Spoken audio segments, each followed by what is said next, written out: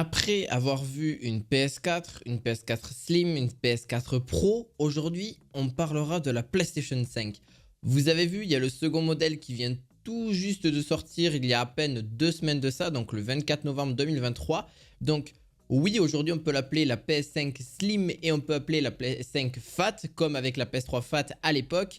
Et donc oui, on va pouvoir voir un petit peu les nouveautés, les différences, les choses qui peuvent en fait vous faire acheter une PlayStation. Aujourd'hui, en fait, je pense qu'il y a une époque où on n'achetait pas forcément la PlayStation parce que soit elle était trop chère, soit parce que forcément elle était beaucoup plus grosse, soit elle prenait trop de place, soit il y avait pas mal de contraintes, etc. Même avec la version digitale qui était un petit peu plus petite, plus fine, mais aussi qui prenait quand même de la place en hauteur ou en largeur.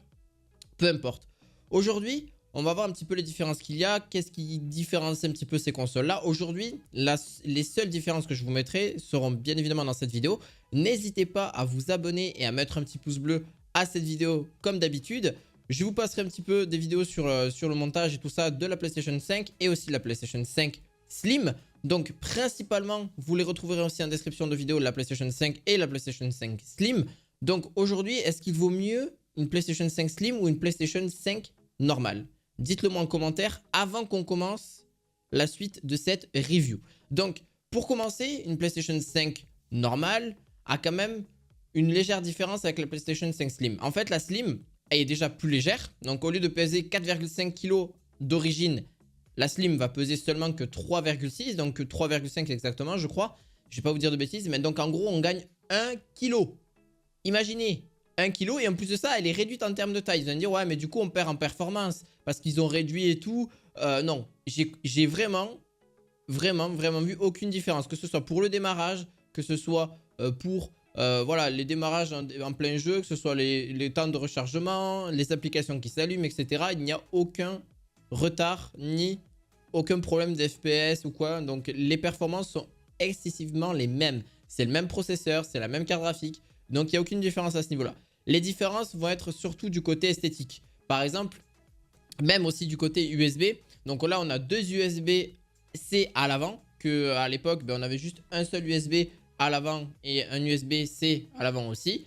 À l'arrière, pareil, deux USB-A avec... c'est un petit peu la même chose, sauf que c'est juste dispositionné un petit peu autrement. L'HDMI en haut, alors qu'avant, c'était en bas. Bon, c'est vraiment des petits trucs. Après, le port Ethernet, tout ça, vous connaissez. Elle est réduite aussi, son design aussi a été revu, forcément, vous l'avez compris.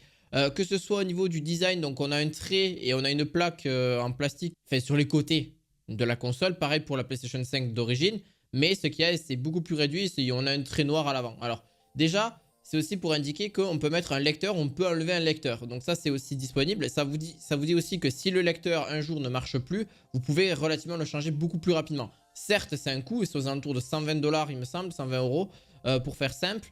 Au niveau si vous voulez changer votre lecteur de disque d'une PlayStation, et c'est quand même beaucoup plus pratique parce que c'est vrai que les consoles en général avaient peut-être des problèmes de lecture de CD, etc. Aujourd'hui, c'est très très pratique, et même pour retirer les CD, c'est extrêmement pratique parce qu'on peut retirer, remettre, retirer, etc. Alors pourquoi ils ont fait ça? Tout simplement aussi qu'ils vont de plus en plus vers le digital. Donc on pense surtout à une PlayStation 6 qui sera vraiment full digitalisée, comme ils ont fait avec une PS5, PS5 Slim mais digital, ou une PS5 Slim avec ce lecteur. Donc oui, ce lecteur est possible d'être installé si vous le souhaitez, et donc il est facilement retirable aussi. Ça, c'est un gros avantage. On a aussi donc tout ce qu'il y a dans de base, hein, tout ce qui est dedans dans la boîte, c'est exactement pareil que la PlayStation 5. On a une manette, on a les câbles, hein, tous les câbles nécessaires pour brancher votre console. Tout est là, tout est disponible là-dessus.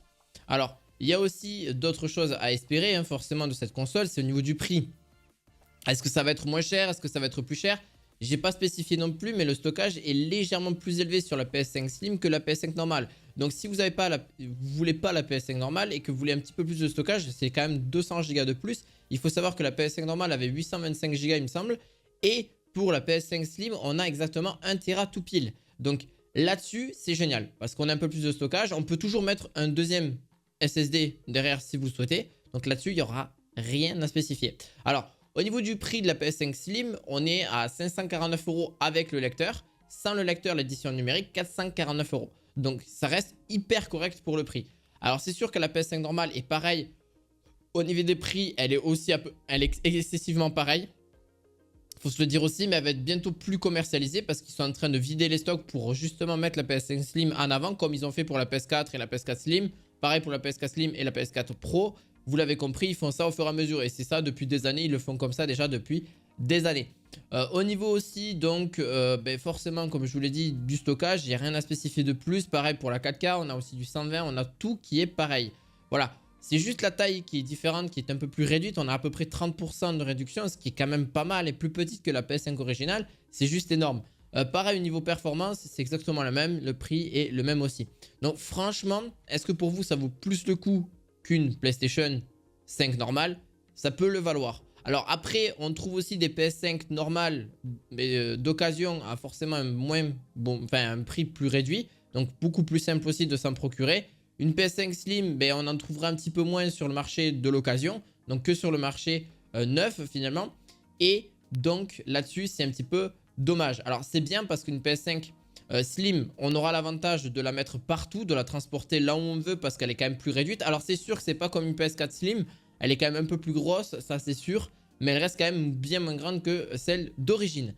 Donc voilà, franchement, j'aurais rien à dire de plus sur cette console, tellement qu'en fait il n'y a pas plus que ça, si ce n'est qu'il y a plus de stockage, un petit peu plus. Donc à vous de voir. Pour ceux qui veulent se faire un avis dessus, je vous mettrai bien sûr les liens en description de ces consoles, et je vous dis à très bientôt pour de nouvelles vidéos. Je vous dis à la fois prochaine, ciao ciao.